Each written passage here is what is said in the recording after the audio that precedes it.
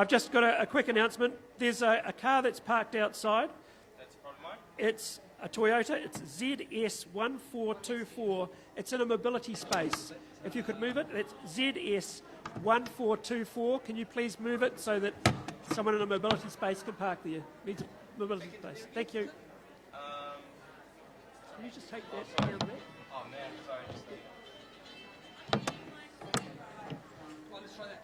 There we go. Yes. Try that. Yes. Oh, good.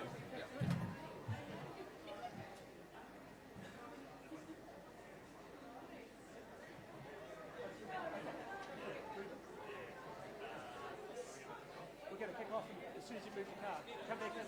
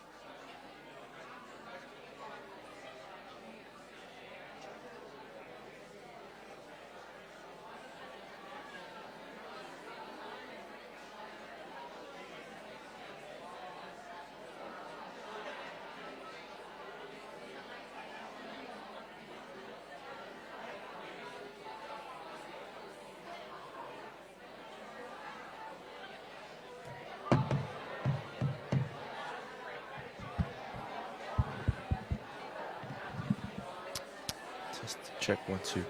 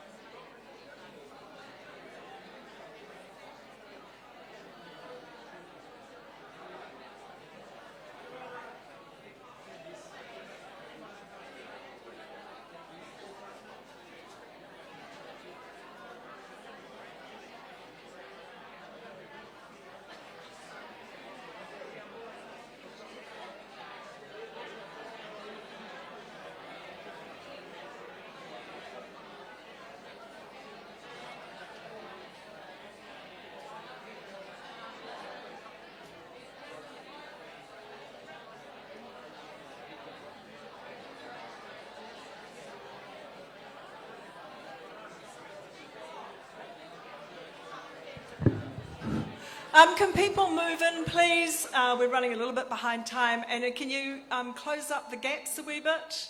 Invite people to come and sit down. Grab a cup of tea or coffee from the wonderful woman over there. Please help yourself to some biscuits. We'd really like to get the show on the road. Thank you.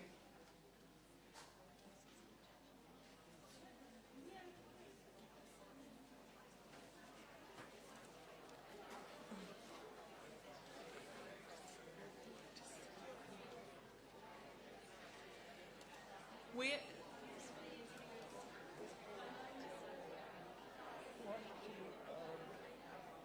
She'll be around. She'll put up a chair for someone.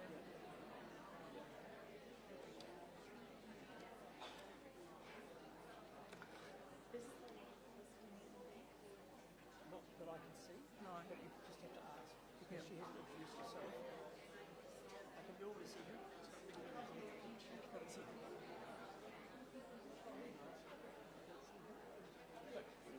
I don't know. She said I said we're all someone from the office.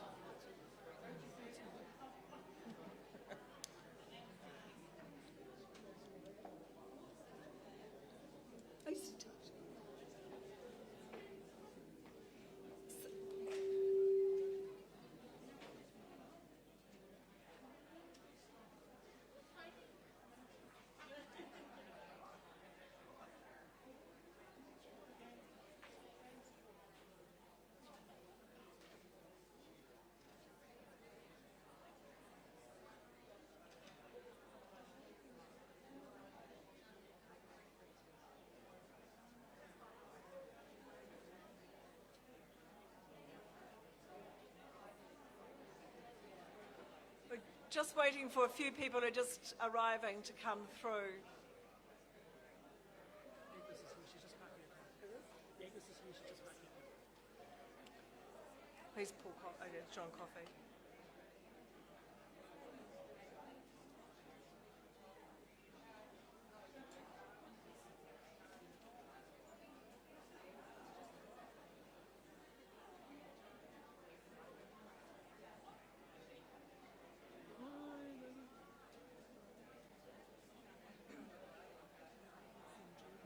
Yes, Jordan's here.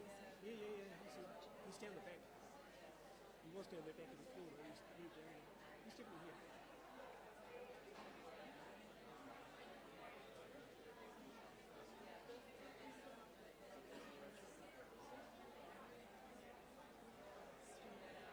Well, we'll make a start. Because otherwise we're running Yeah, I know. So, All right, people, are we going to make a start? So if you can take your seats, grab your cup of tea or coffee, we're just going to get underway. I'm just going to ask Tony Kake to do a mihi and welcome. Where's Tony gone? I saw him a minute ago. There you are. Tony, could you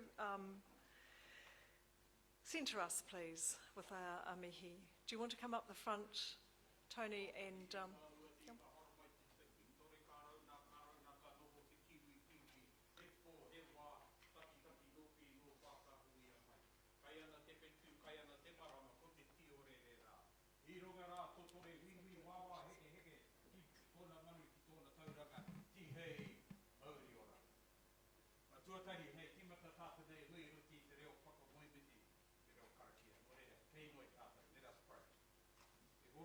rore ki te atu e te mangarongo ki te whenua e te whakaro pai ki ngā tanga.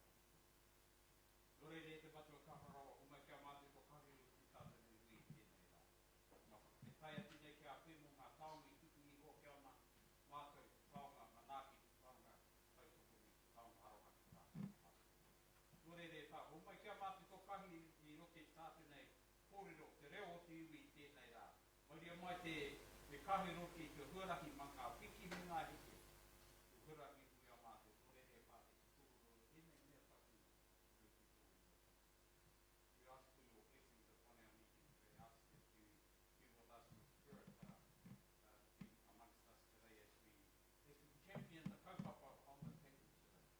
We ask that your blessings be upon each and every one of us as we come together as a whānau, as a community, as people with an interest in enhancing the interests of our whānau here, with our disciplinary, our whānau haua in our community. We ask that your voice enables our voices to be heard. We ask that you give us the blessings upon our meeting, our blessings today. We ask this in your precious name. Amen. Nore re tuake nau ki te mihi atu kia koutou, nau mai piki mai, nau mai hara. I ngā rangatira e roki i tātou nei whaka.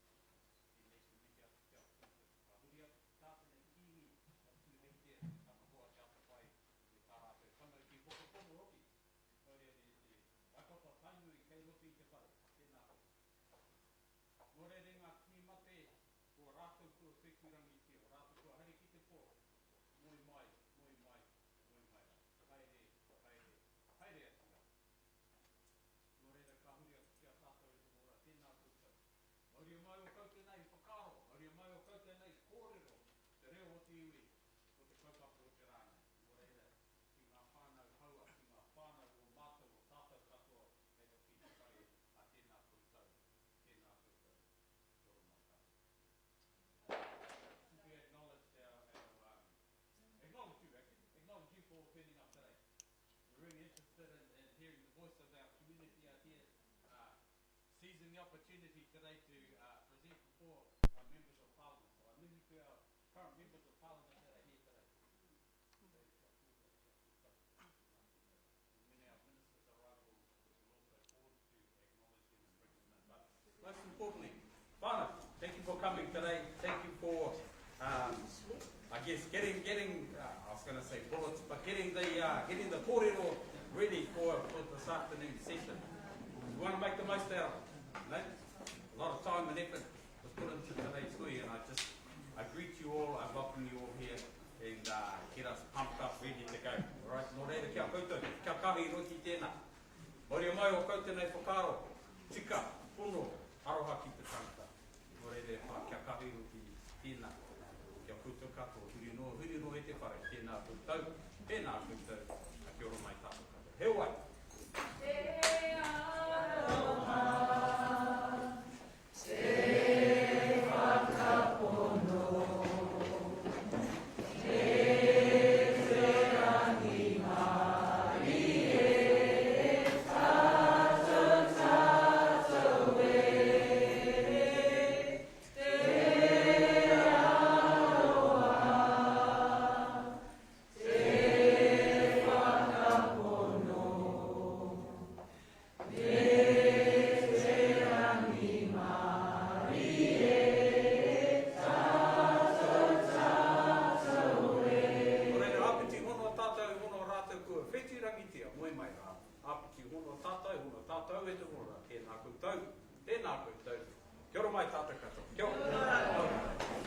Thank you, Tony, for that. I want to welcome you all here. Kia ora tātou. My name is Colleen Brown. I chair Disability Connect. It's a very small, not-for-profit organisation based in Penrose. It's my pleasure to welcome you here today on behalf of the Community Housing Collective. In particular, I wish to welcome our MPs.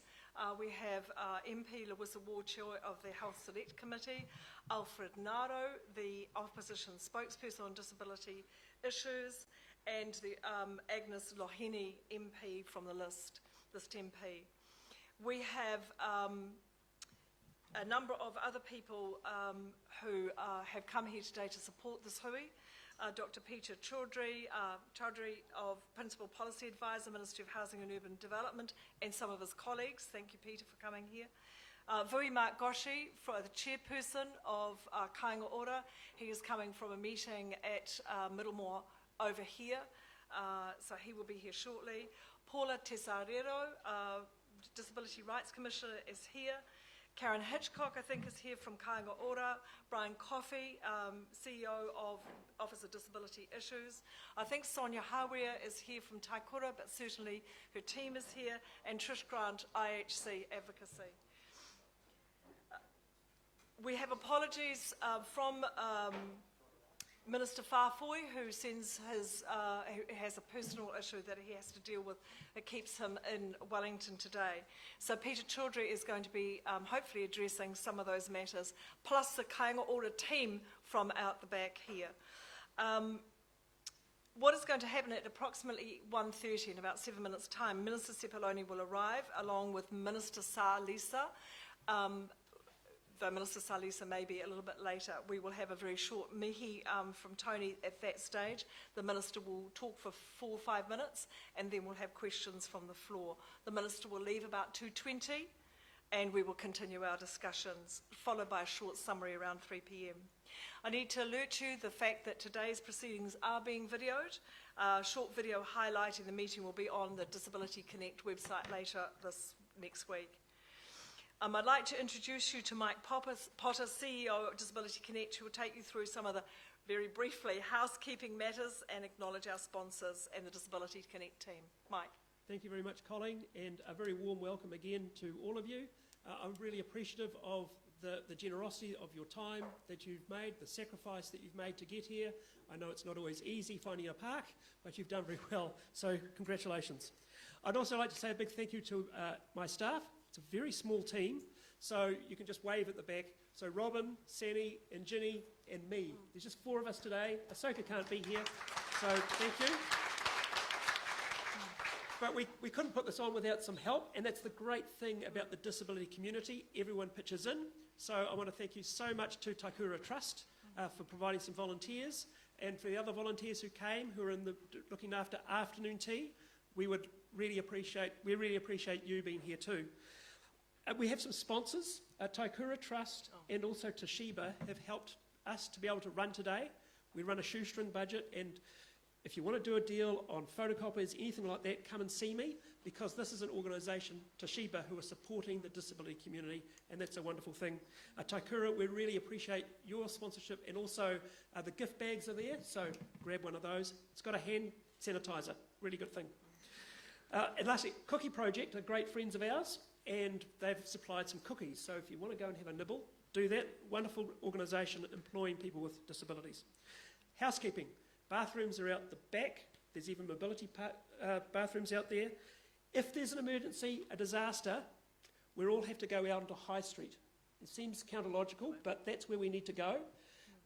My staff and Taikura staff will be helping the people with disabilities to get out there. So if you're stuck, that they're going to come and help, and they're acting as the fire wardens. So that's the housekeeping.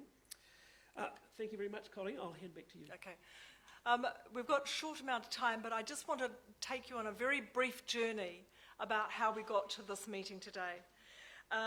Here in Auckland, Disability Connect has been highlighting the need for a comprehensive housing policy for disabled people for many years.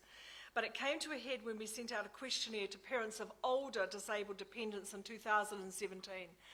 Overnight, we sort of got something like 50 responses. And what we found out was people are in despair. The common response was, what is going to happen to my son or daughter when I can no longer care for them or when I'm dead? It's pretty much in your face. We followed that up with another meeting in June 2017 with nearly 100 parents attending.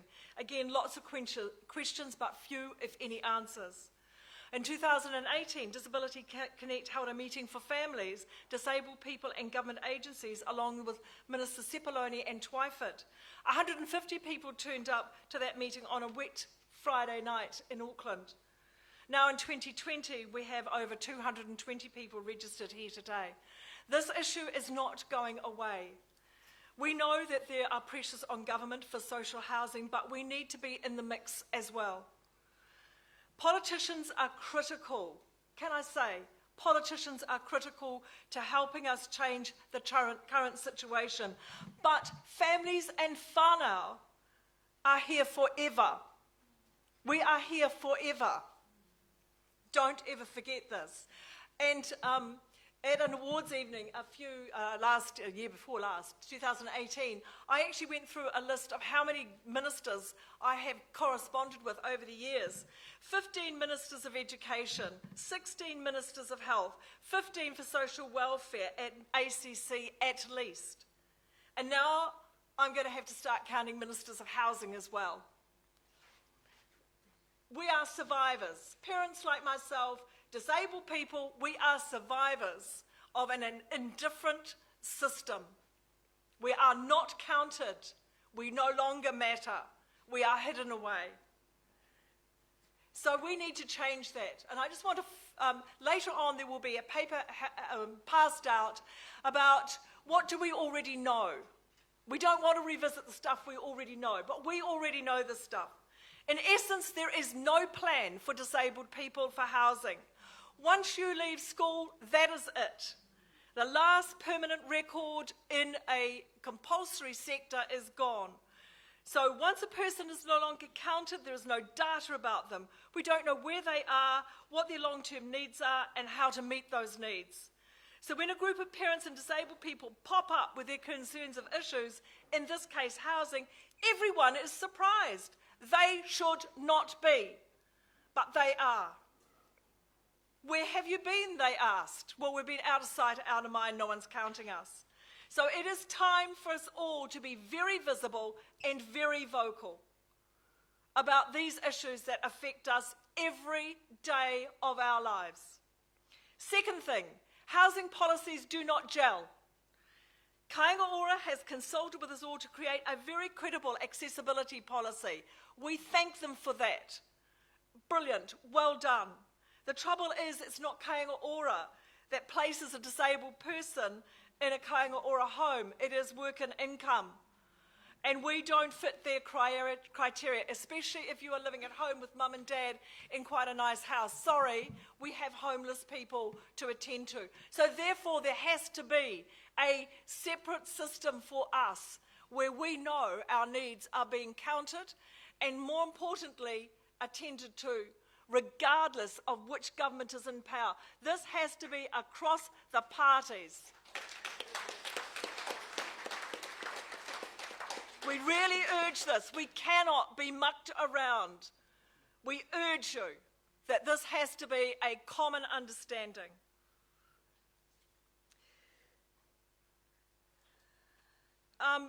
3, homes are being built that are inaccessible. And, it wouldn't be a meeting if Colin Brown didn't say about no toilets downstairs. And I'm sorry, we are building houses with no toilets downstairs.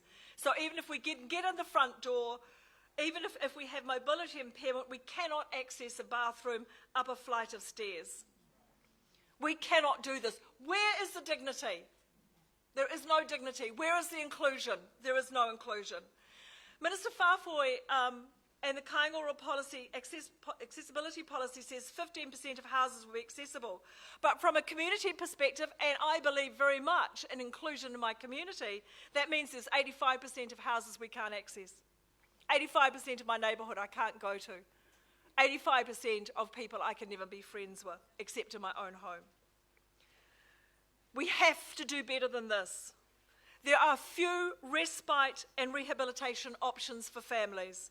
And the 5th one is, recently research was carried out as part of New Zealand's report to United Nations, the monitoring system on housing for disabled people. However, if you could not speak about your housing arrangements on your own, you could not participate. So my son Travis's experiences and others like him were not counted because he cannot speak for himself. I have had an email saying that more research will be carried out for intellectually disabled people who cannot speak for themselves. But as far as our community housing collective is concerned, it's a little like a disabled person not being able to go to school camp. And after their mother has gone up to the school, has had words with the teacher, the principal and the chair of Board of Trustees, then they are allowed to go. And they should be suitably grateful. Many of us have had that experience in our lives. It is too late. We are not grateful anymore. We are saying it has been a long time when people are not counting us. And when you're not counted, you know you don't matter. So we're organising ourselves. The Community Housing Collective is organising itself. And we are doing the research where we were excluded from. We're doing it ourselves. I'm going to hand over to Mike to introduce the Community Housing Collective members, most of whom are here today, and to talk a little bit more, up to the time the Minister comes, but we can carry on later, about what we're doing about this research. Thank you very much.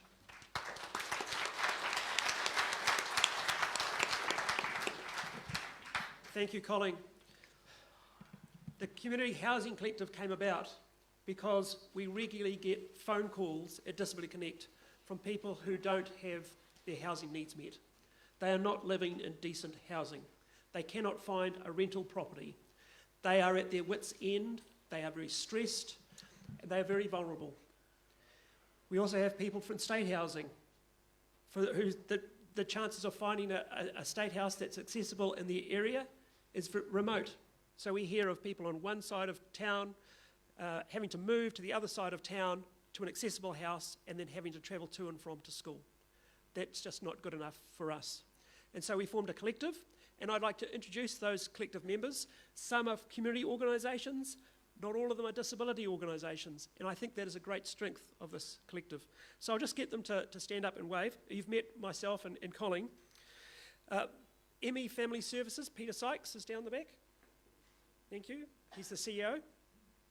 Otahuhu Health Charitable Trust, Mark and Julia are down the back. Julia, in the orange shirts. Yes Disability, Rachel. Is Rachel Peterson? Right down the back. Yes. Thank you, Rachel. Complex Care Group, Lisa Martin, near the front. Lisa used to be the CEO of Disability Connect before I came along, so great to have you here, Lisa. Children's Autism Foundation. Unfortunately, Jo can't be here, Jo Sutton, but she sends her apologies. Trish Grant from IHC. Thank you very much. And Jordan Milroy from Cerebral Palsy Association. Jordan's there, yeah. Doug and Putty Wilson from Te Manawa Respite Care. Oh, there. Thank you, Doug. Brilliant. And Auckland Disability Law. I saw Sue Plowman over here somewhere. Thank you. Can we just give a round of applause to the collective?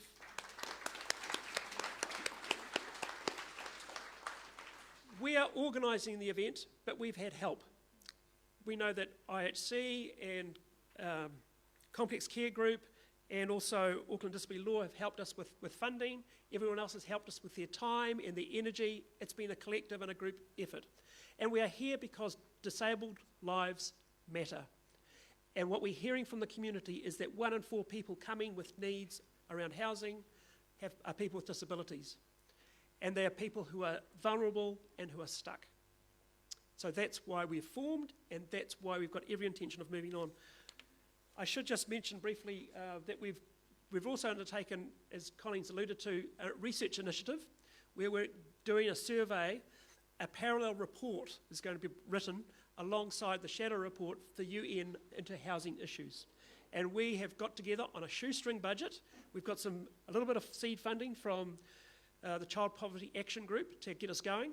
We've got a survey that's circulated. There are copies at the back, so if you have a disability or you're whanau with a disability, your family members of someone with a disability, complete it. Send it to us. There's an email that you can email it to, or you can actually go online and do it. We would really love you to do that. We also are running some research hui. So these are like focus groups. There's opportunities to be able to come along. We're grateful for the support of Yes Disability, who are going to run one in March. Otahuhu Health are also going to run one in March here in Auckland. IHC, wonderfully, are going to do them in Wellington and Whangarei and Christchurch. So for those of you who are on our live feed, you can access those. But also, I'm grateful to Spinal Support New Zealand who are here because they're going to be also running hui in Hamilton on Wednesday 11th of March, and in Auckland on Wednesday the 18th of March in Papatoetoe. Just an opportunity to be able to get the data together. As Colleen said, we just don't have the data for the decisions to be made. And this is part of that process, but you'll see today there are some other parts of government where there is the data, and we just need to work together to be able to pull that data together so we can get the housing that everyone needs and deserves. Thank you. Right. Okay, so we're waiting for the Minister right now. Brian, is she going to be here soon? Do you know? Are you in touch? Okay. What we do have, Robin, down at the back, could you find those sheets of what we already know? I think we've got them printed. We can distribute them. The other thing I'd like to draw your attention to, and I don't know if Mike has been doing that because I've just been noting people that have arrived, trying to get them in here. Around the perimeter of the hall, some little yellow post-it notes, and we're asking what is your understanding about the housing system. And we'd really love you just to take a few minutes at the end to fill in those and stick those post-it notes up there on the sheets of paper. That will be very helpful for us later on. Yeah, I would just say along with that, it's really helpful if you've got some issues too that maybe you didn't hear addressed today, or something that you've thought of as a great idea. Put it on the post-it note. You can put your name on the back, and we'll make sure that it gets to where it should go. And then we'll also be able to feedback. If you've put your name and your email address on the back, we'll be able to give you some feedback as well. So that will complete the loop for you. In addition, we've got people from Taikura Trust here, and we've got Kāinga Ora staff, a whole heap of them.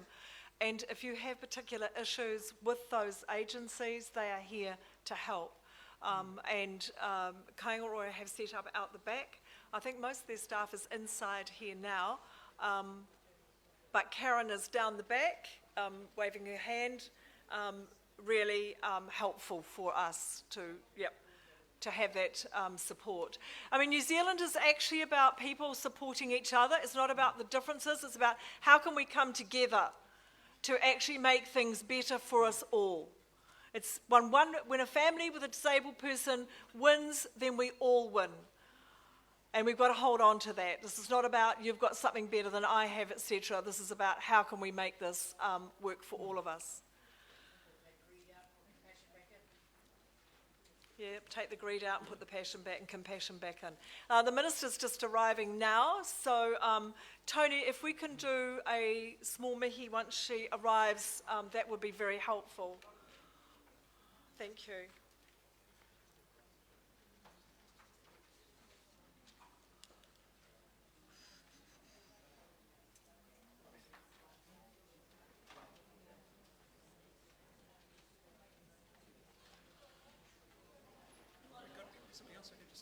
No, I think she just got out and she's walking down here. It's a great opportunity for me. It is, yeah.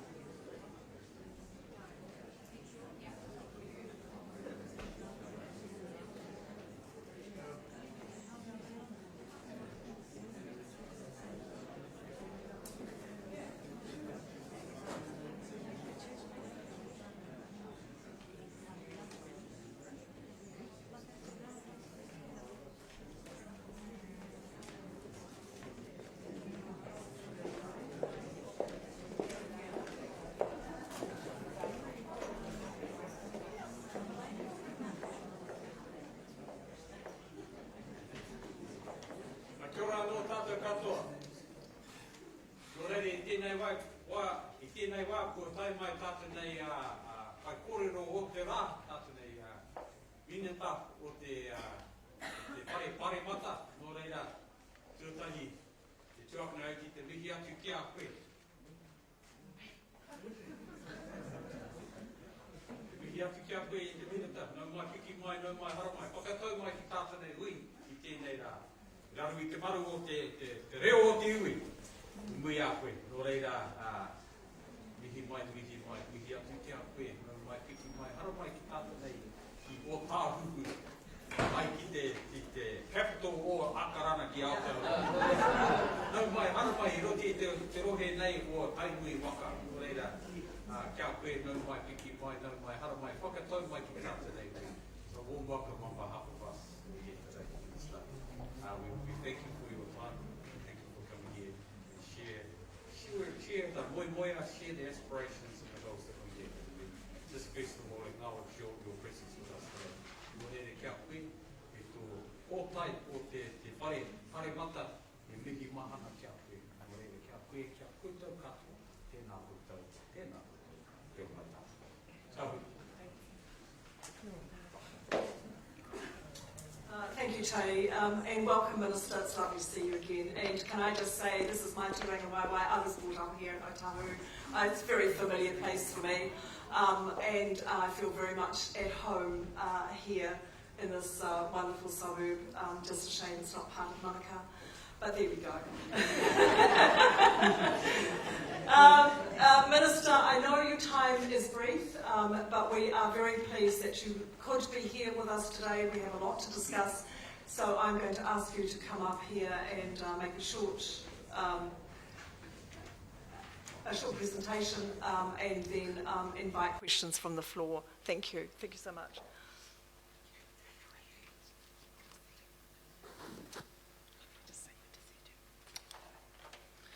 Kia ora koutou. Thank you for that welcome. Thank you, Tony, for that welcome. Apologies for my political advisor walking in front of you. Can I just acknowledge you, Colleen, and all the work that you do for our community here out in South Auckland and for disabled people, and just acknowledging you for your role as a mother and everything else that you contribute. Can I acknowledge in the room that we've got former Cabinet Minister Mark Goshi, a good friend of mine. In fact, I can remember when his electorate office was just over there.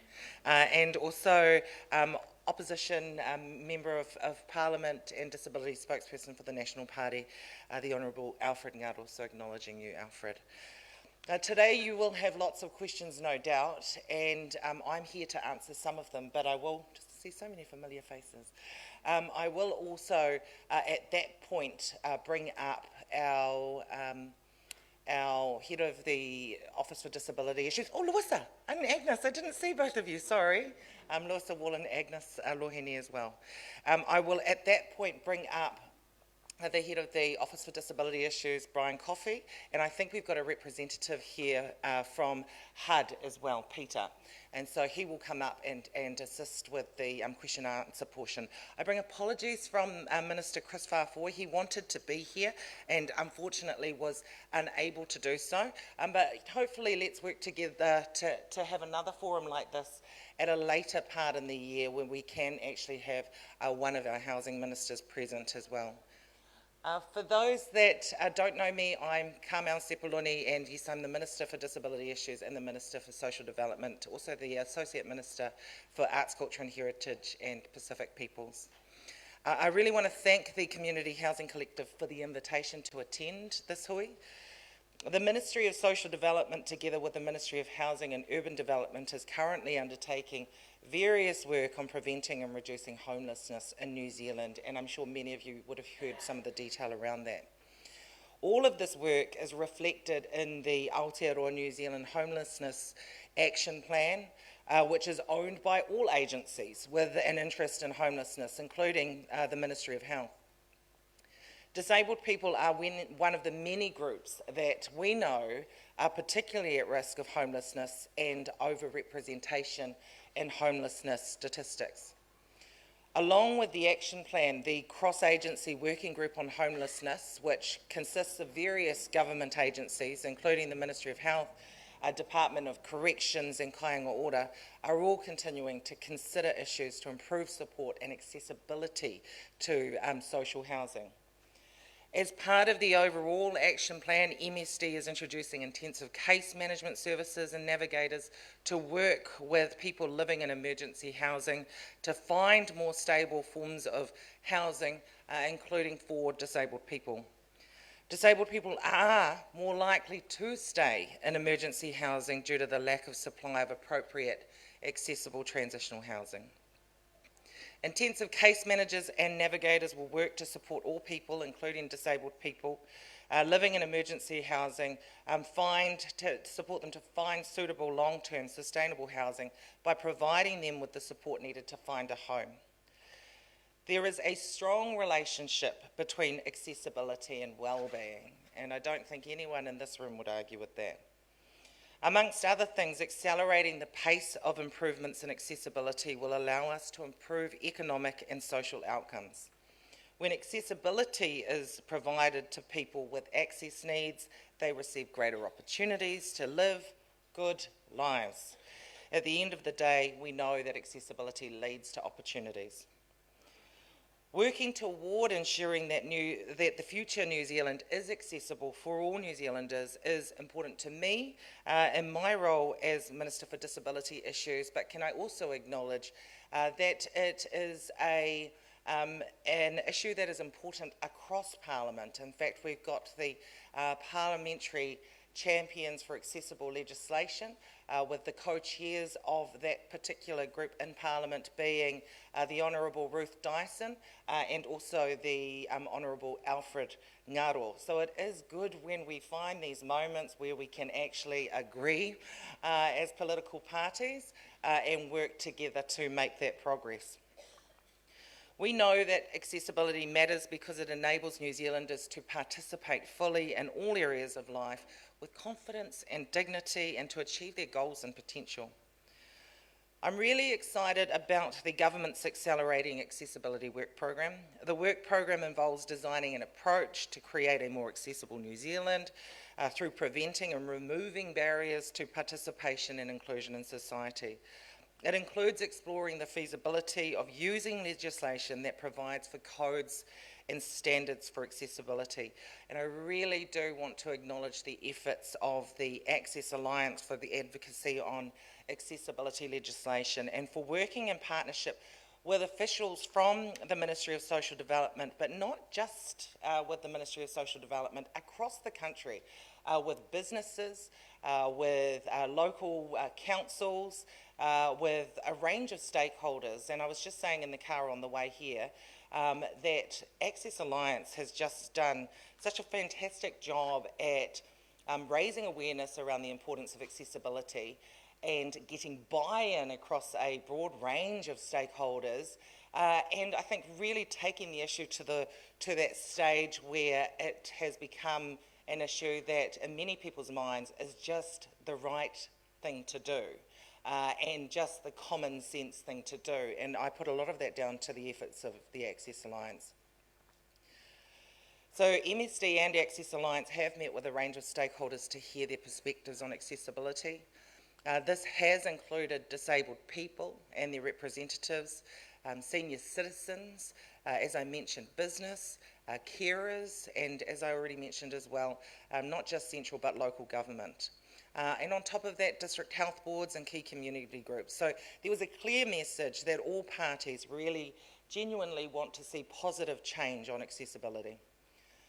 To make substantive progress in accelerating accessibility in New Zealand, stakeholders have said that the appropriate role for government should be a mix of legislative and non-legislative components that can complement and reinforce each other. So I'm due to report back to Cabinet in the next few months about the best option for the government's approach to accelerating accessibility. The Disability Action Plan 2019 to 2023 identifies the issue of accessible housing. The Ministry of Housing and Urban Development and Kāinga Ora are joint leads on the improved accessibility of the New Zealand housing system, a programme of work in the Disability Action Plan 2019-2023. Kāinga Ora has published an accessibility policy for its housing stock under the Disability Action Plan 2019 to 2023. Kāinga Ora has a commitment that nationally 15% of its new builds will be accessible, achieved through adopting the framework of universal design. When disabled people are taking up tenancies for existing properties and where access issues have been identified, Kāinga Ora works with the tenant on a needed basis to respond appropriately. Kāinga Ora will also improve its understanding of the customer needs and the accessibility features of its properties.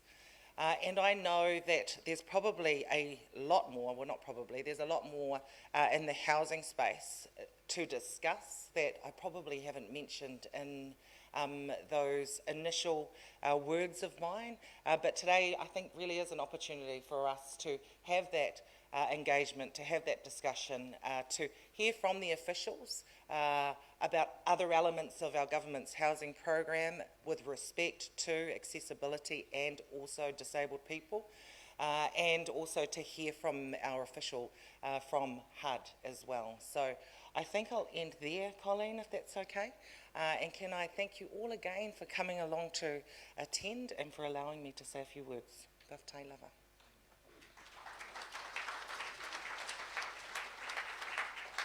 Thank you very much, Minister. We do have some questions, and Mike, you've got a couple we're going to start off, but we are taking questions from the floor, and Robin has a roving mic, so we can do the question and answer session then. Mike's just going to lead off with a couple that have been sent to us.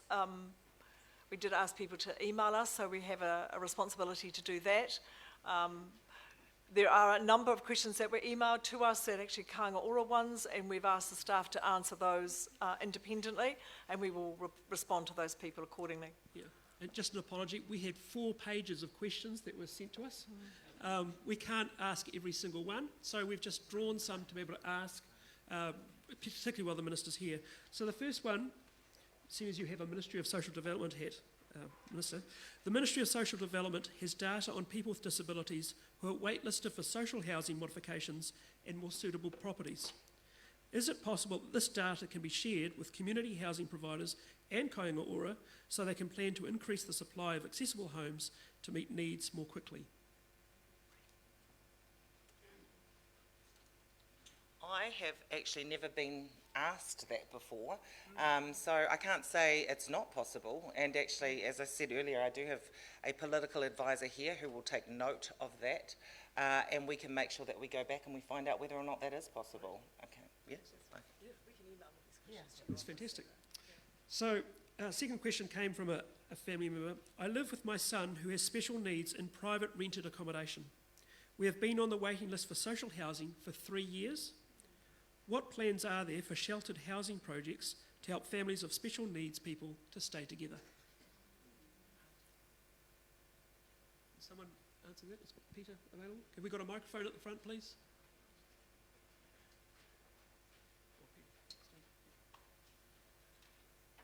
Kia ora koutou. Peter Chaudhry from the Ministry of Housing and Urban Development. Very pleased to be here to share this kaupapa this afternoon. I don't think I'm able to actually answer that question specifically, but I'm very happy to take the details and we can investigate and get back to that person who's asked that question specifically. And then I think if there are some general points that we can make, perhaps we can share those through Mike and the network.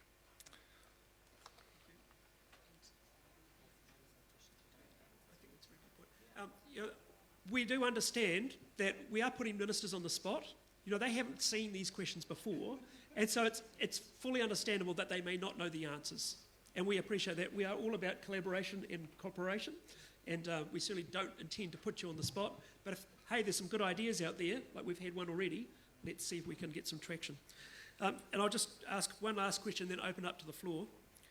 How does the Ministry of Housing and Development, the Ministry of Social Development, and Kāinga Ora keep track of disabled clients living in state houses with family or friends, in papakainga units, emergency or temporary housing, in garages, cars, bus stops, bridges, or institutions?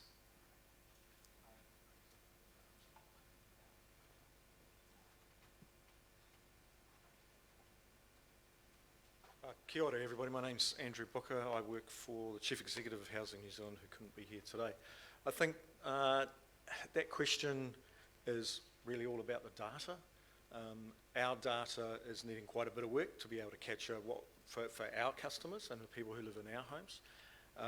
I think across the whole spectrum of New Zealand, what the question is sort of trying to answer is a much wider question. And again, sorry, but I don't think that's one we can actually answer today. There are various surveys that have been done over the last few years. Auckland did one last year, I think it was, that talked about the homelessness people and the range. Statistics New Zealand hold a lot of information, and the last census, some of that information is still to come out. So I think there's still a lot of work to be done in that area, and we're certainly within our own data, we're looking at that as part of the accessibility policy.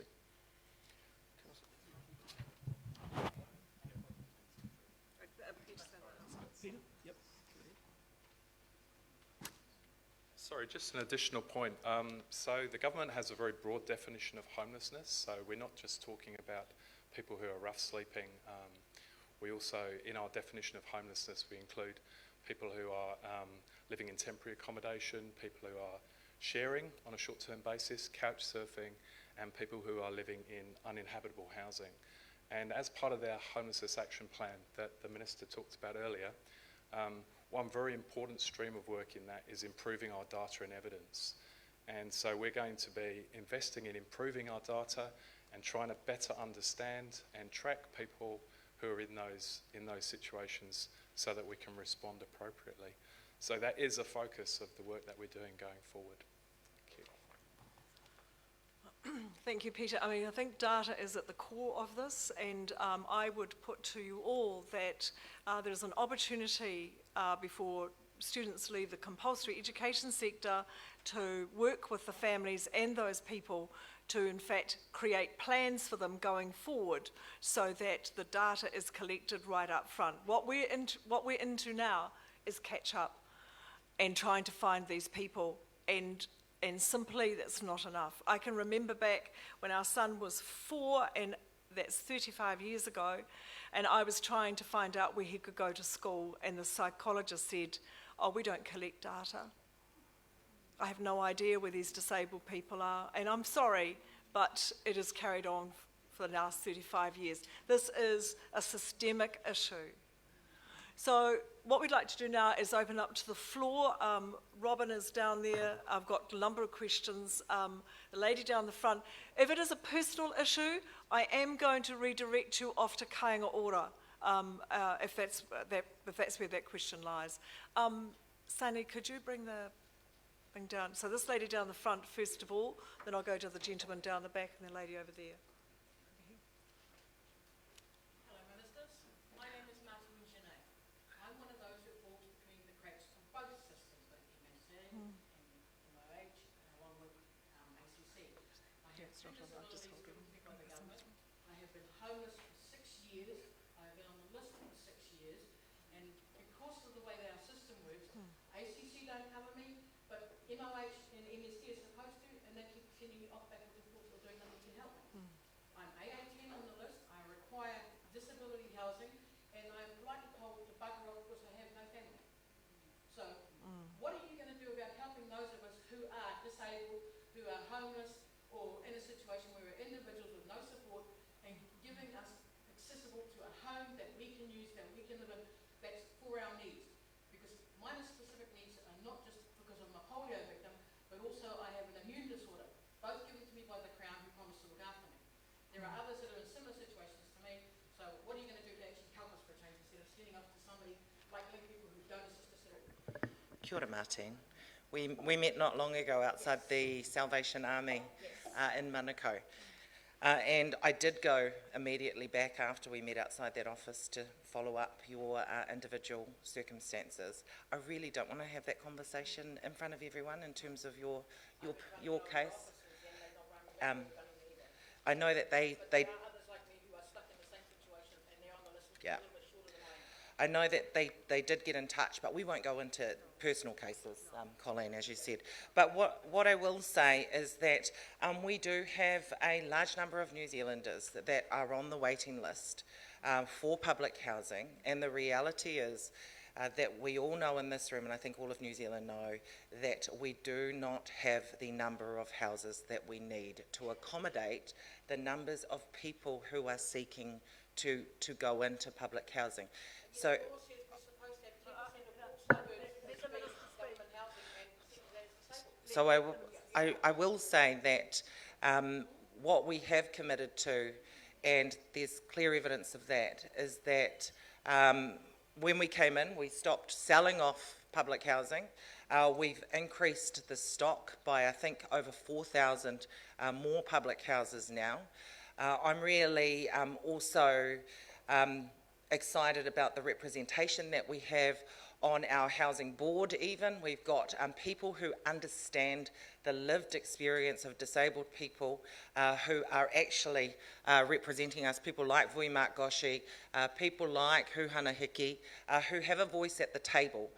We see a commitment now to a level of new accessible housing for new builds that we haven't seen before. I know that some would like to see that number higher. It's a start, and I think that that's important. And Martin, there's much more to do in this space.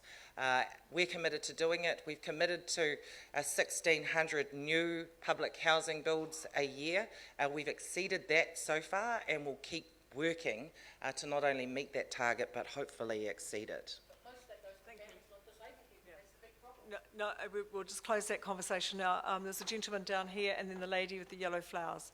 Can we make the questions quite short, please, because the Minister has to leave in 20 minutes. Thank you. You spoke about the emergency housing situation. Keith, this is a question for yourself, Peter, and possibly Alfred. Do each of you accept the fact that if someone is homeless, that's obviously a priority? If they are homeless by the broad definition, if they are homeless and also disabled, that is a compound factor and therefore should be at the top of the priority for that. That's the first part of the question. The second part is,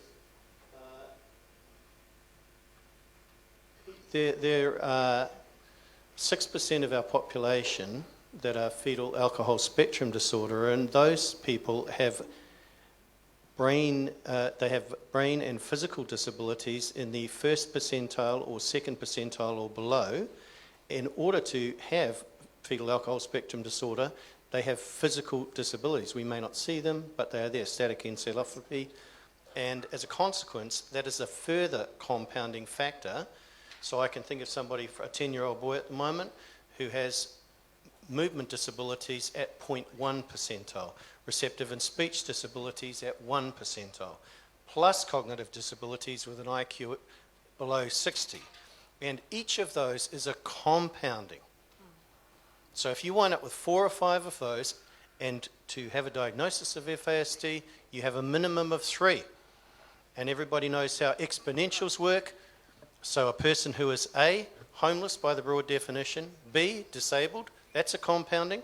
So you're up to 2 to the power of 5 in terms of a compounded factor. Right, thank you. I don't know whether anyone can answer that question.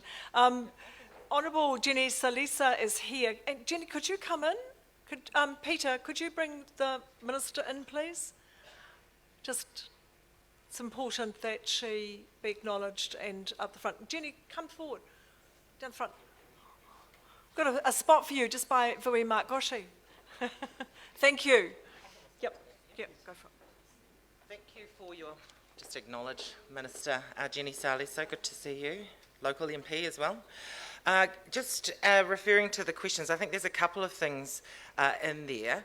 My understanding is that disability is taken into consideration when the assessment for public housing is made, and I think everyone would agree that that there would be an additional need there. I, even in opposition, can remember in Kelston having a woman come and see me who was tetraplegic, living in her van with her husband and her child, and having not been able to access public housing until we were able to shine some light on that particular case. And that shouldn't be the case in a country like New Zealand.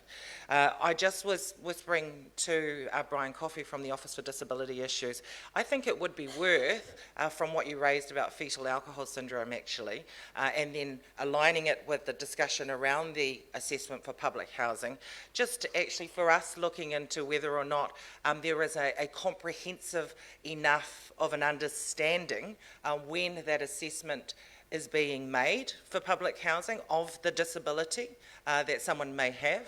And so that's certainly something that we can take away to look into a little bit more.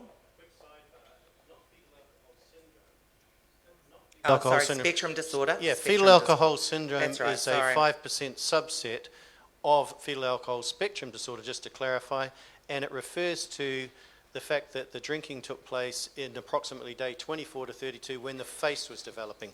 But the whole spectrum, the other 85-90%, all have neurodevelopmental physical disabilities. You can't see them, but they're all over the place, and when they're measured, they're down in the 0.1 percentile for physical disabilities, for adaptive behaviours, which is the heart of accessibility. Thank you. That's right. Thank you very much. And Alfred, I'd welcome your comment on that. If Oh, possible. well, I'm sorry, we've just got a little bit of time pressures, and we've got a lot of people. We will no doubt come back to that question. The lady over there with the yellow flowers, I'm not ignoring this side, I just need to see some hands up. And I'm an occupational therapist. My question is that Laura Ferguson, which was a home for the young disabled people, has been closed because there wasn't adequate government funding. And I know my master's topic was about young people ending up in rest homes. And, you know, I personally, and I don't think anyone else here, really thinks it's acceptable for young people with disabilities to end up in a rest home with people who are generally in their 80s or 90s. So what is actually going to happen for younger people with disabilities to avoid them going into rest homes? Is anyone able to answer that? It's a tricky one.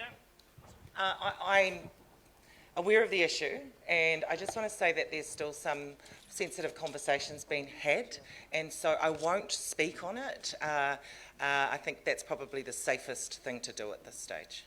Yep. All right, another question. Gentleman down the back with Sania's, yep, thank you. Yeah, my question is about housing and accessibility.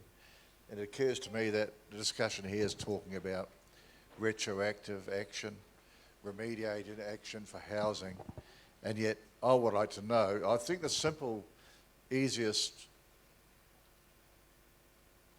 the easiest way to do things would be to amend the building code so that all future buildings have got a minimum access, got minimum width, position of baths.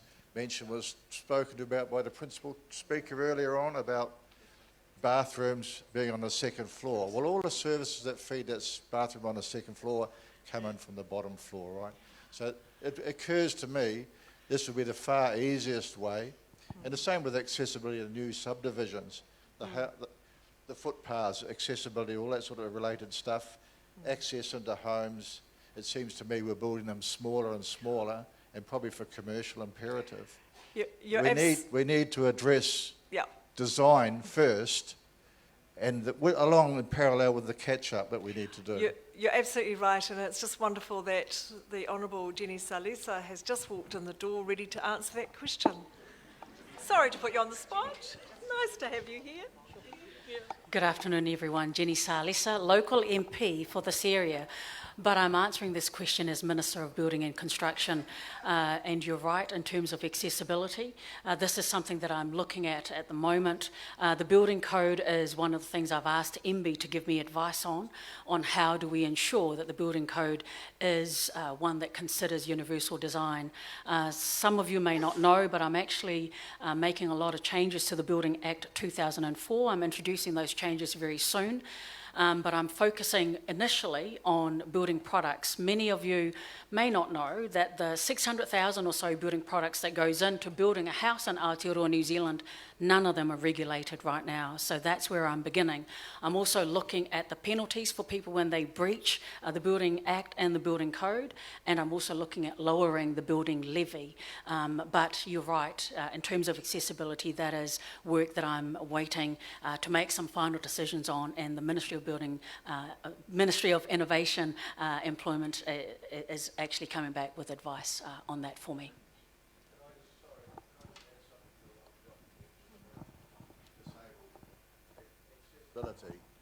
Because we all start off as infants, we grow through, we become elderly people. So we need to have that accessibility right through and extend our life and the privacy and the pleasure of being in our own home rather than being relegated to a retirement home. And I observe my auntie, and there's all manner of people in there, and it's not the place I want to reside in. But if we can allow people to stay in their own homes, amongst their own family, their own support network for as long as possible, it's beneficial for society in all. Yeah, thank you. The Minister's is going to talk a little bit more about that.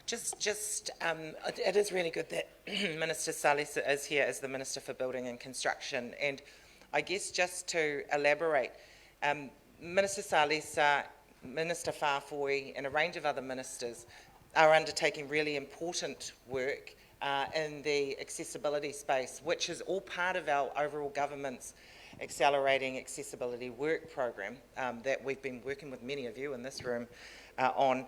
One of the issue that you did just raise around being able to age in your home is actually something that has been considered as part of that too. So recognition of the fact that as you go through different stages and age, then you have different needs as well, and so that has been taken into consideration.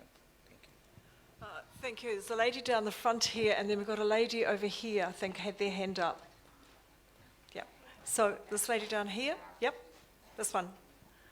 So, you next. Ministers, we have been notified or given the information that in recognition that there aren't any houses, that we as parents can buy a house at 100% mortgage, and then the income from our children can pay that mortgage off, and an organisation will lease the house from us and provide all the staffing and all the support.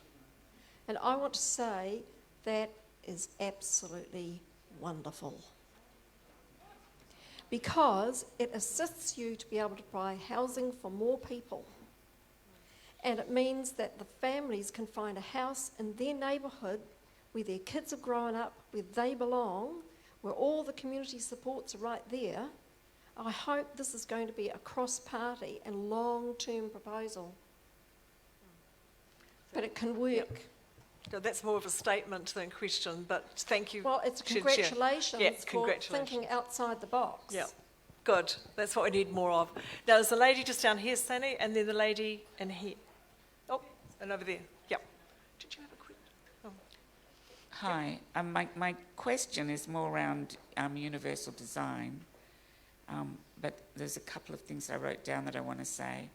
That we know from overseas research, at least, that the majority of people who are homeless are disabled, a part of our community.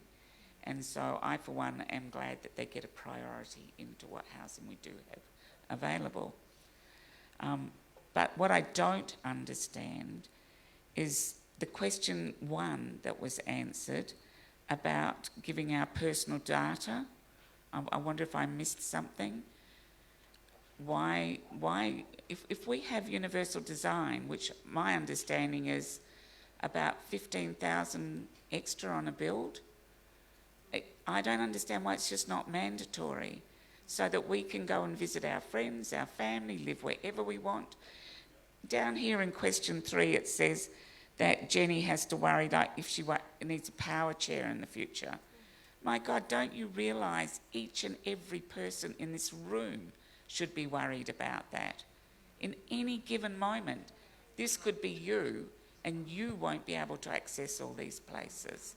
It's in everybody's best interest. So my question is, why do you need our personal data? Why don't you just make universal design mandatory?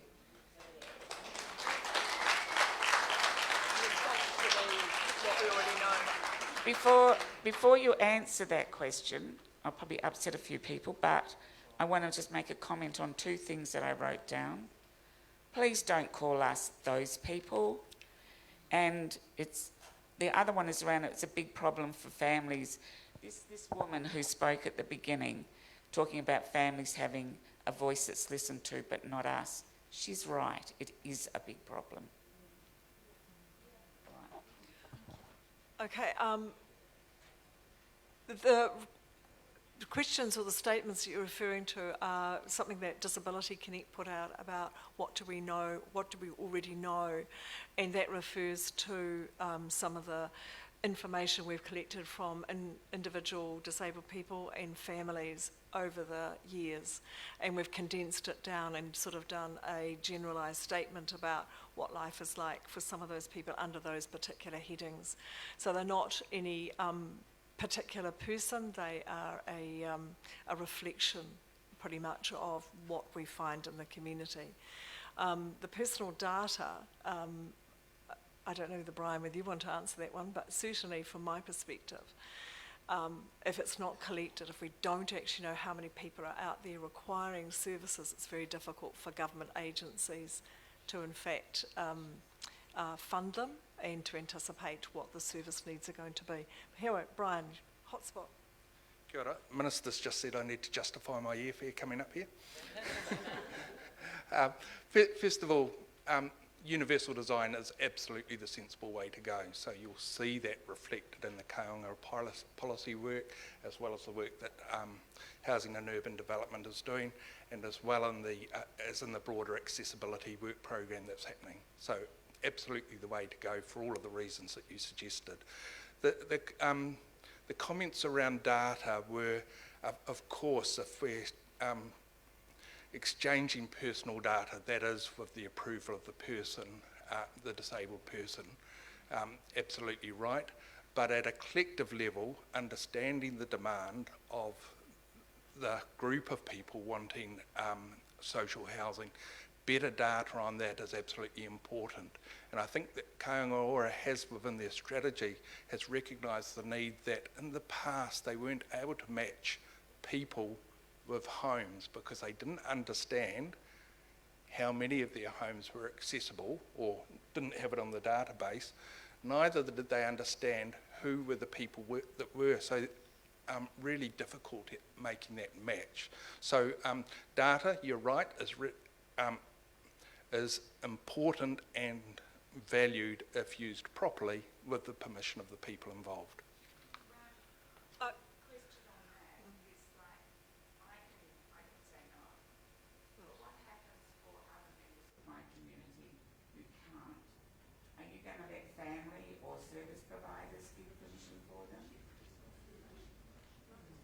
No, not ensuring individual and personal information. That's with informed consent, absolutely. I'd just like to say too, we've got Amanda Bleckman here from the Ministry of Health over here, and her colleague. Amanda is very happy to take any questions afterwards that pertain to any particular health issues that she might be able to address on behalf of her part of the Ministry of Health and Disability. I think there was a lady down here, and certainly over here. There was one in the middle here. This lady here? Just, yes.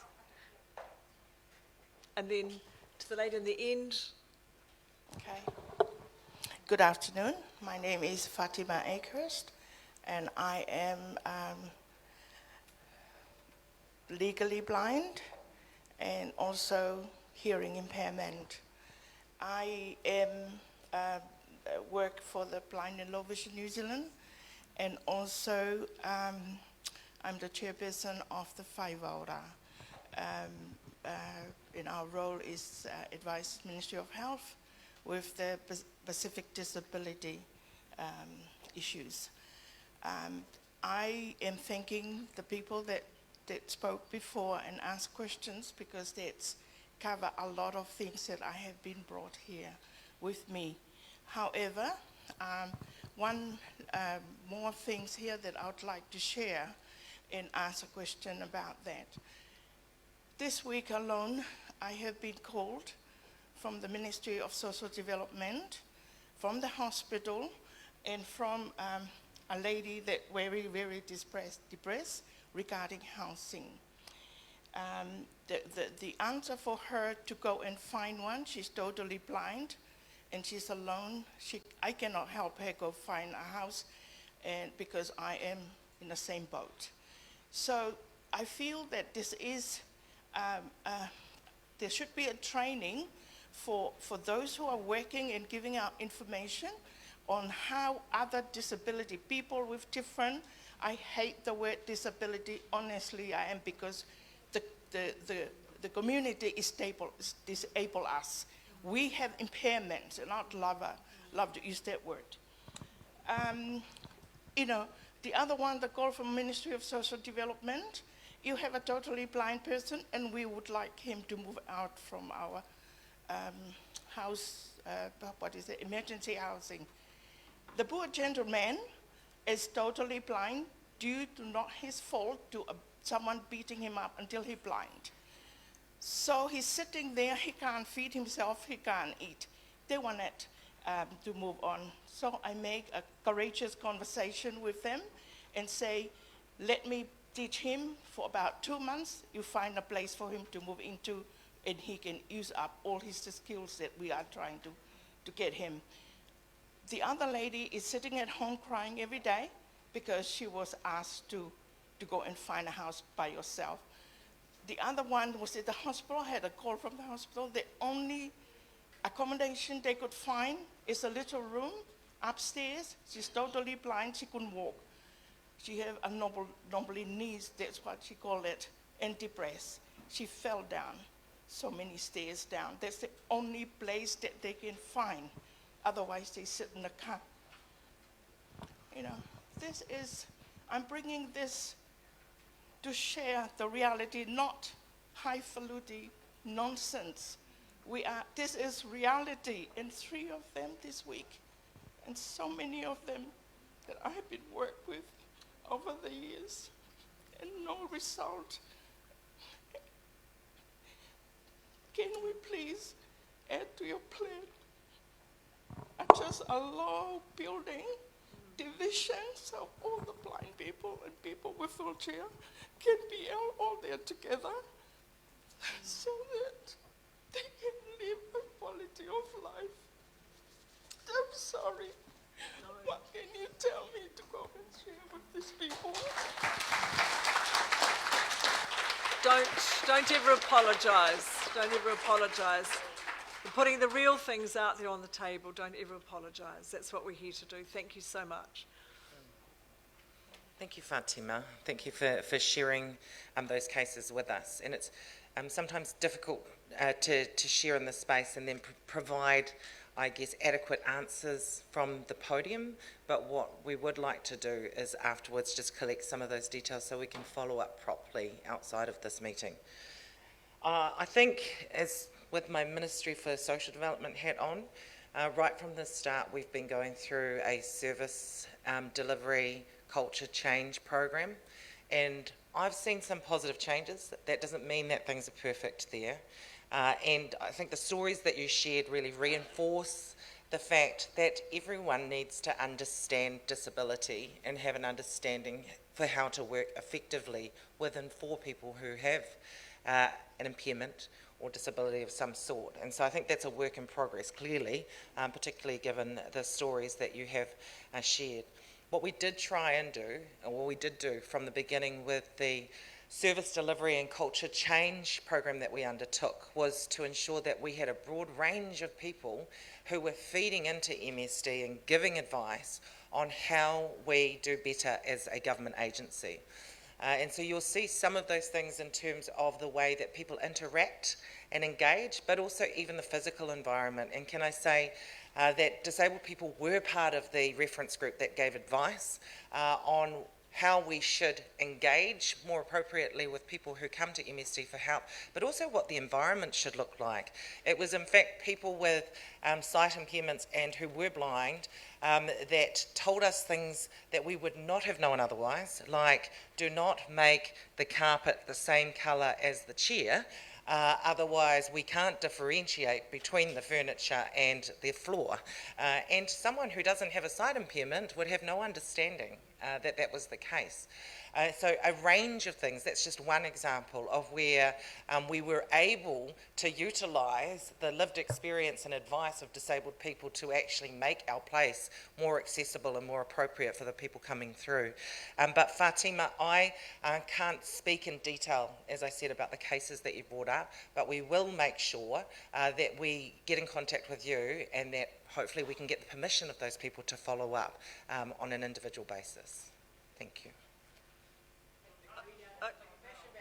Excuse me, we just need, there's a question over here. Minister, how much time have you got? One more. So this lady over here, and then we'll open it up after the Minister goes. Thank you. Maroi from Disabled Persons Assembly. We've got a question around accessibility of housing as well. We know there's a huge deficit in the number of houses at the moment in the Waikato. The Regional Housing Initiative has done quite a bit of work around establishing the housing deficit. Our concern at DPA is how are we going to get the levers we need that as new housing is built, that we get the consents and processes in place to have universally accessible housing as a system level. And the second part of the question is, thank you from Kaingaora for setting a 15% universally accessible limit. However, we do understand that more than half the people on your waiting list are disabled, and we'd like to suggest you might like to raise that percentage. Thank you. The Community Housing Collective would endorse that. Which person? Kaingaora. Thank you. Thanks for those comments. So the 15% is a starting. We will be reviewing that as we move forward. So at the moment, that target has been set. We will be, as I mentioned, we'll be setting those universal design standards as soon as possible, and that's already in our new designs. It does take a little bit of time to get up to that, due to what we started. What's being built today was probably started over 12 months ago or before that. So yeah, we are moving forward. We are reviewing that on a yearly basis to have a look at if that 15% is appropriate. I can tell you we get challenged when we go to our board and talk to Vui about new business cases. Every single question he has is around accessibility and how much accessibility is going into those new builds. So we're working on how we go above 15% already. Sure. I might just quickly just add to that, because Vui Mark Goshi just made the point that that 15% is new builds. It doesn't include the modifications that will be made during the retrofitting process for the existing stock that we have. And I think the point made by Kaingaora is really important, that when the commitment's been made to, and thank you Jerry for the question, to ensure that 15% of the new builds are accessible, we do need to keep in mind that some of them were in the planning a year ago, and so those designs have already been incorporated, and that's why there's a little bit of a lag to get there. And I think, as I said earlier, Jerry, it's a starting point, and there's a commitment, and I think all of us would like to see that grow moving forward, but this is where we're at for now. Yeah. All right. Minister, I know you need to go. You've got a question over here. Where's the... Oh, okay. All right. Yes. Yep. Yep. Thank you. Yep. Yep.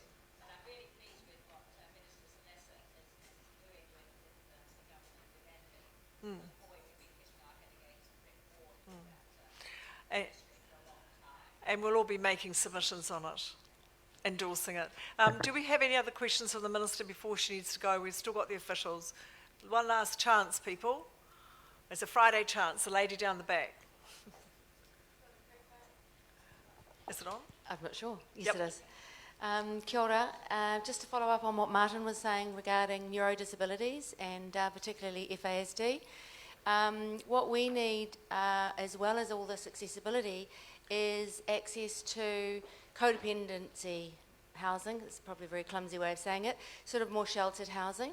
FASD key workers that are informed and trained, as will be similar to perhaps the other disabilities like autism.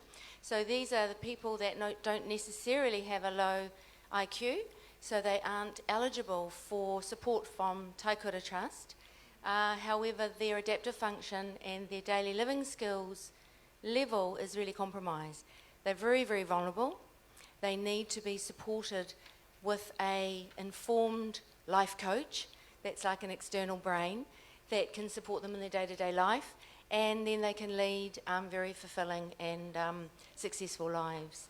So I would like to know what is happening in this space of sheltered housing and community living.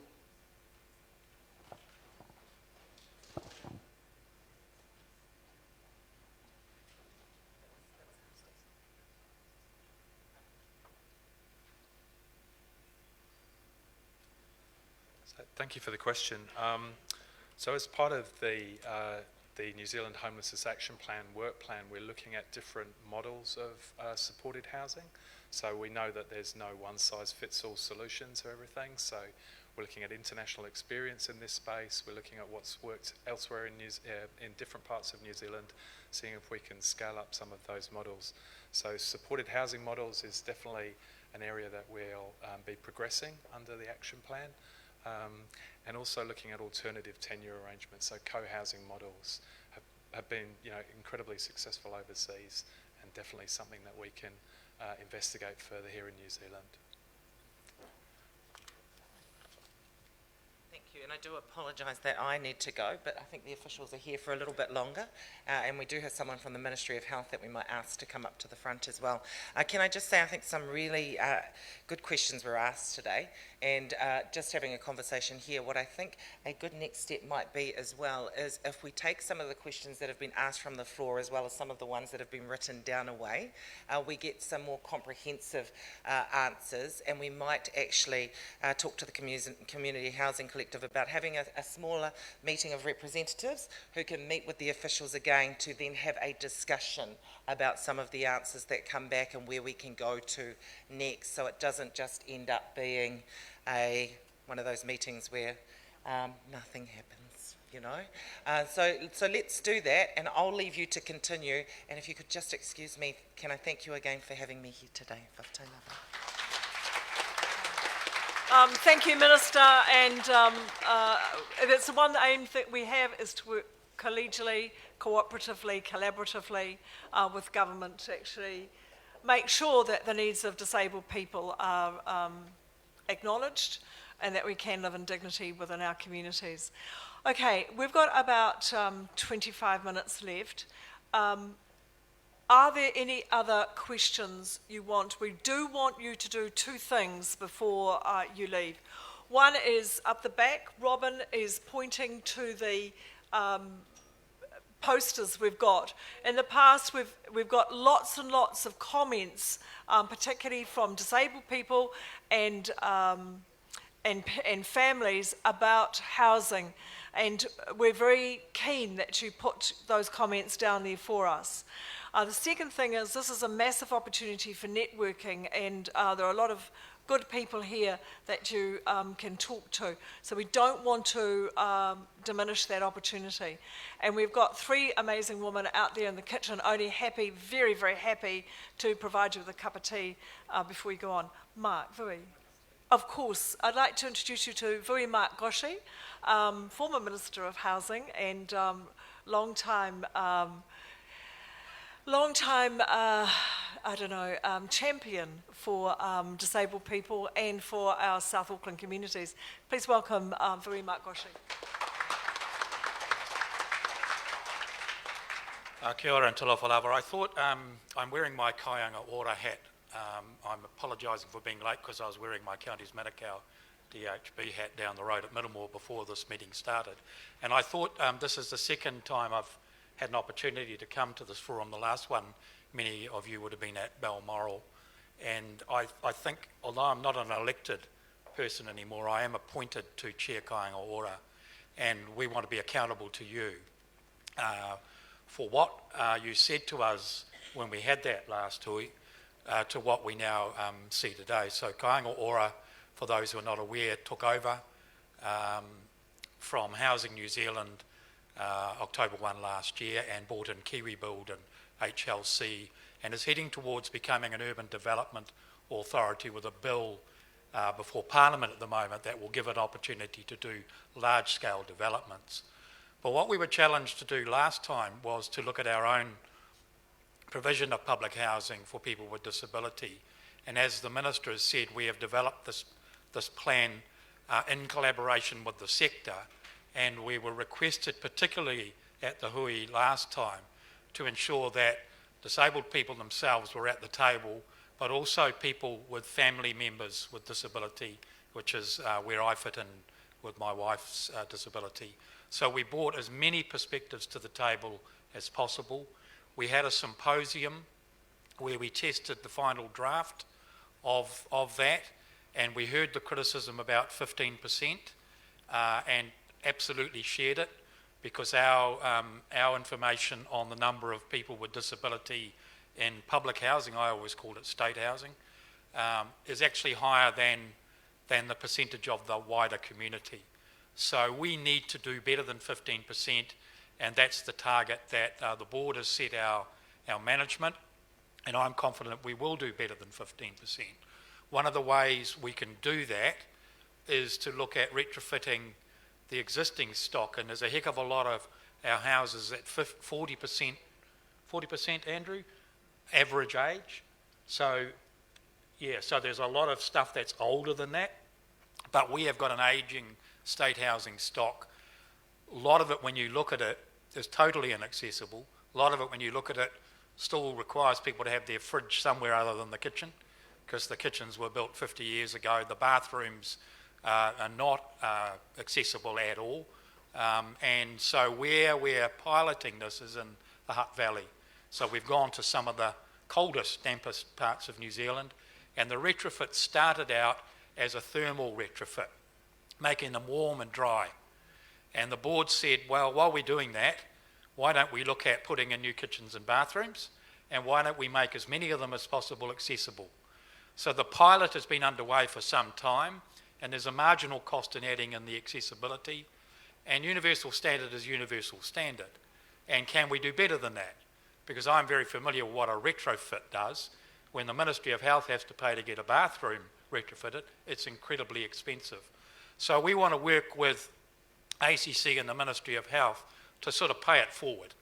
And so Kaianga Ora can take up the challenge of new builds and of retrofitting as many of our older buildings as possible, so that the overall percentage of houses that we have available to rent to people with disability goes up over time. So there's an absolute commitment, and I pay tribute to Dr. Huhana Hiki, who served on the Housing New Zealand board and was a constant irritant, as you would expect, alongside me, to make sure that as we build things, they are built with accessibility in mind. The final point I want to make is MSD asked us to build a lot of one-bedroom houses, our new stock, huge numbers. The question is one bedroom actually suitable if you are an elderly person and you'd like your grandchildren, if you're a person with a disability and you want somewhere for the carer to sleep? So that's a big challenge for us. So when you come to our symposium this year, because we're running it again, please come with some of those issues and challenges and lay them before us so we can work together. Thank you.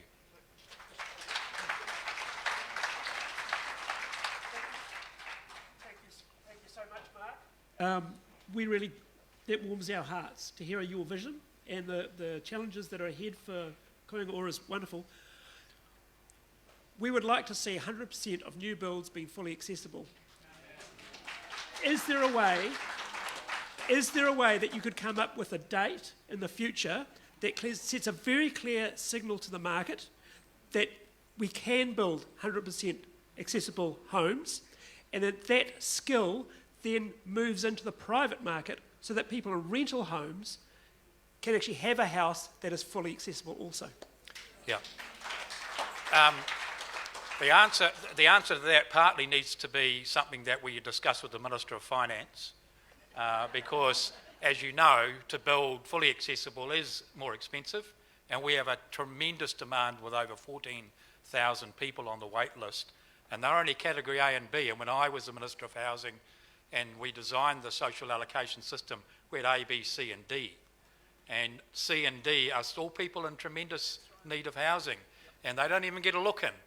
So the answer is, yes, we would love to do that, but at the moment there is enormous pressure to build more, and clearly you can build more as we do now without accessibility and universal design.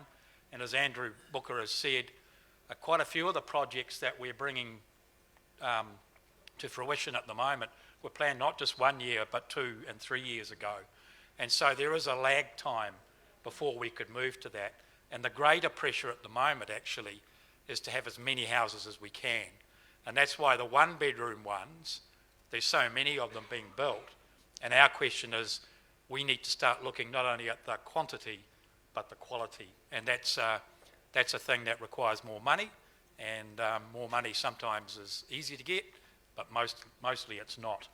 Yeah, I'll just add to that even a date as late as 2040 or 2035 or 2050 would be really good if you could raise that with the Minister of Finance. I know it's a difficult conversation. Not sure I'll still be alive then, but that's all right. Yeah. Do we have any more questions? Alfred, did you just want to say a word or two? Yep. And then, look, I think we will ease off the afternoon. Rachel Peterson down the front here is very happy to stay behind and talk to anyone about their particular needs. She's from Yes Disability, and disability, yes, disability, and is very well versed in the seeking an appropriate housing and accommodation. She has a deep history and some successes. And then after Alfred's spoken, we'll just do a bit of a summary for the day, and then I'll ask Tony just to close us down. Please fill in those posters and have a cup of tea. Alfred. Kia ora, everyone. I just want to respond to the question that was asked, that if I could make a response in regards to the fetal alcohol spectrum disorder. Before I do that, when I came in, one of the joys of this afternoon was actually meeting a young woman who I've known since she was a baby, and that's little Lavinia here. She's now shy, she's putting her hand over her face. And it was great just to meet Lavinia, and I asked her how old she is now, and she said she's 24. And so we just sort of laughed, we talked about things, and this was over in Glen Innes and Panmure. And then she said to me, oh, by the way, we've finally got that kitchen that we've been asking for ever since the time that you worked with us. My wife and I, we ran a trust in Panmure and Glen Innes. We worked with the family. That's nearly 20 years ago. And so I want to tell you that the truth is that still today we have to deal with some of those challenges that are there. And so, Lavinia, I'm really pleased and really proud for you that you finally got that kitchen. But the truth is, why did it take so long? The reality is that in our world, and we all have to take some responsibility, disability, and I'll say it just for now, but the fact is that out of sight, out of mind. That's the reality of the way that we used to deal with it, I believe. And we never really sort of came to a point to realise, and we have to realise it now, because our reality is, for our elderly, for instance, 58% have some form of disability. Once New Zealand wakes up and realises that actually this is part of who we are, and it's not about out of sight, out of mind, it's actually insight, and what do we do with it? The question that was asked about fetal alcohol syndrome around homelessness, we previously had started up Housing First.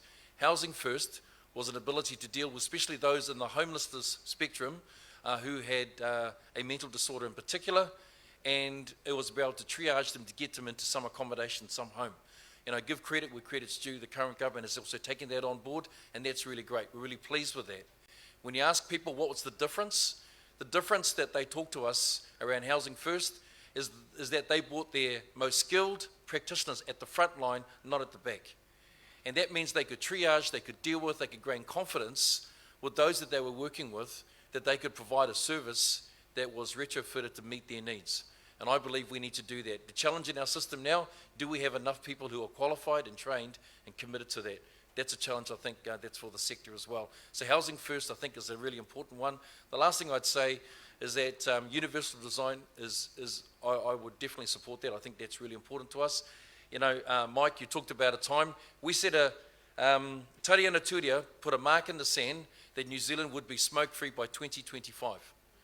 I can tell you that now, a lot of people are still struggling to get there, but she was courageous enough to put a line, to put a marker in the sand. I agree with you, Mike. Whoever it is needs to be bold enough to put a marker in the sand. So at least we're aiming for something. Because if we don't aim for something, we can just continue to go on. We'll say, well, we'll get this, and we'll set a target. I think we need to be bold enough. We're in a world now. We said we wanted to be predator-free. We said we want to be smoke-free. Why can't we say that we have universal design, you know, by a certain time? And I think that's important. Community housing providers that I've been meeting with also too have said that, you know, it's not just all about putting all the burden on Kāinga Ora or the old housing corporation. Actually, we've got a community housing provider sector that has grown. There are people that in those organisations who have the skill set and the ability to actually wrap around service that actually meets those needs. Whereas sometimes if you go to the state can only do what it's commissioned to do, which is to build the house. And so I believe what we also need to look at is that how do we further empower community housing providers who often come from an organisation who've got the skill sets, the expertise, and more importantly, they can wrap around that service for those families, the whānau, and the individuals that are there as well. I think that's really important. So I just want to put those comments for you as well. Thank you. Thank you very much, Alfred. I just want to do a very quick summary of today. First of all, I want to thank you for being here, and Mike, you can add some summaries. But I think what I take away from it is it's been a very congenial discussion here. I want to thank you all. You've been on your very best behaviour. That is very, very good of you. I was thinking about having to lay down some rules, but that's the teacher coming out of me. And my husband's down the back and he said, oh, don't talk like a teacher. So I try and keep that under control. So I do want to thank you for that. I want to thank you for sharing, and I think that is important. It's very important for officials. It's important for our representatives, our elected representatives, and for those who are appointed. It is very important to get those absolute true stories out there into this kind of meeting. I think we have a step forward, Brian, in so far as officials and the Community Housing Collective working together. I just want to say a plug for this Community Housing Collective.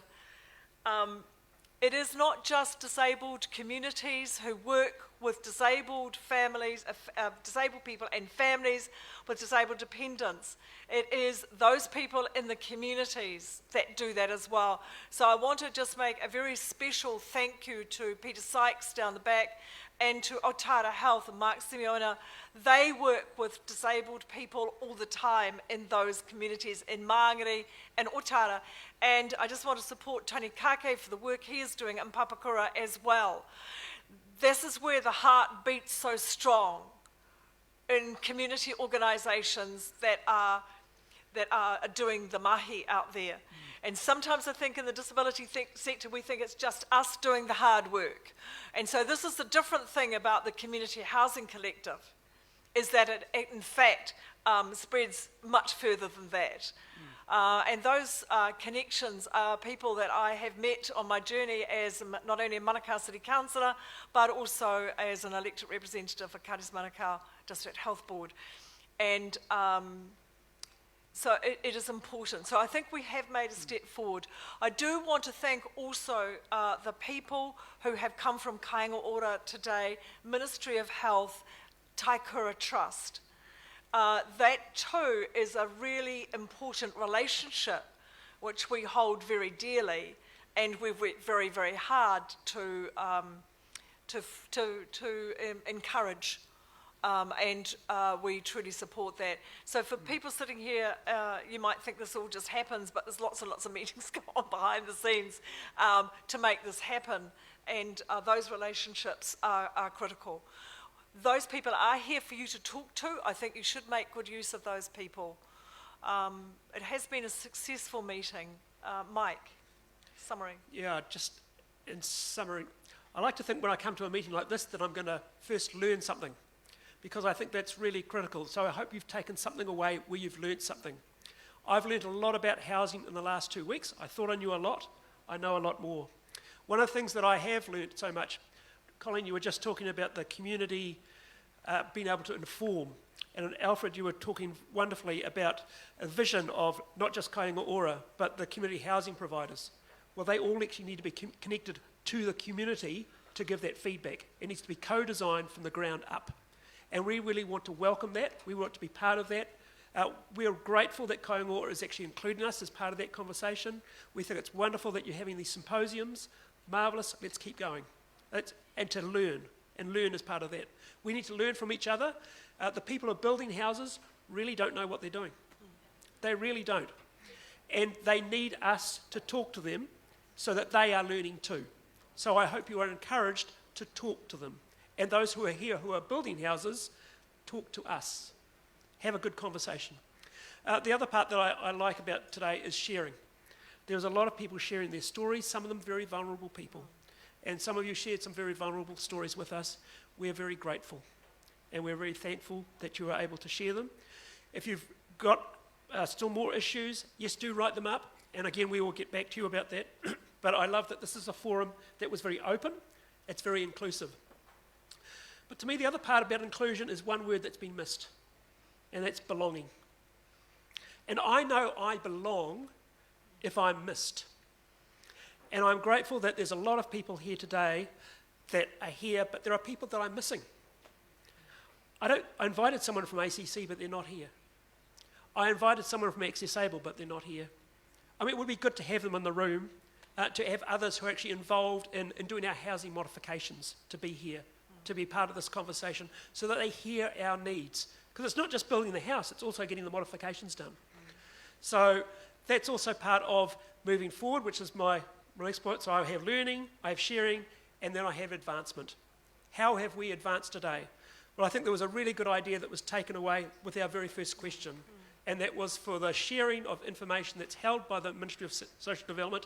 It's the data, it's collective, it's not individualised, but for people to know what the actual need is for housing. And I'd like to add to that I thought what I think I heard Alfred saying, what I think will advance things. There's a very long waiting list for people for housing in New Zealand, for accessible housing, for modifications. But they're getting left behind because they're getting buried within one big long waiting list. It takes a long time to do a modification. It takes a long time to get the right house. I think we need a separate list. And I think that will help to advance things faster. Thank you all very much. Just before I ask Tony to come up, I just want to make the point again. We're a very, very small organisation. There is a little box outside. If you could put some koha in there, we would be very grateful. This has been a huge exercise. I don't know whether anyone saw me roll my eyes when the minister said we could do this again. I'm going, this has been an extraordinary amount of effort for our very small team with all the support we've had. And so they're on a very well-earned break tonight. So Tony, could you thank us, please? And please don't forget the posters and a cup of tea. Thank you. Tony. Mai ki te mutunga o tātana hui. So as we conclude, just thank all the organisers, thank all the people who have given their voice today, thank our people who have represented the members of Parliament and supporting our kaiwhakahaere, Colleen, today in acknowledging you all here. So nō reira, we'll finish with this saying. So with the transition, Vui Makoshi to, where is he? Yep. To Kāinga Ora. So Kāinga for me means a lot more than just a brick house or a house, eh? So once you've made that transition to Kāinga Ora, it's more significant to us. So it's not about, as you've heard me say this in the past, it's not about the walls and beams. It's about the hopes and dreams It's not about just a house, it's about a home. So that's the difference, folks, when we transition to the word kāinga ora. It's not just Housing Corporation, Housing New Zealand anymore. So that comes with aspirations and expectations. So nō reira, kia koutou katoa, kia tātou katoa, kei noi tātou, kia tau, kia tātou katoa, te ata whai o tō tātou arakia ihu karaiti, me te aroha o te atua, me te whiwhinga tahitanga ki te wairua tapu. Ake, ake, ake, āmene. Amen. Thank you, Tony. Right, people, so please, if you just want to network a bit, talk to Rachel, Ministry of Health, Kāinga Ora, please. Thank you.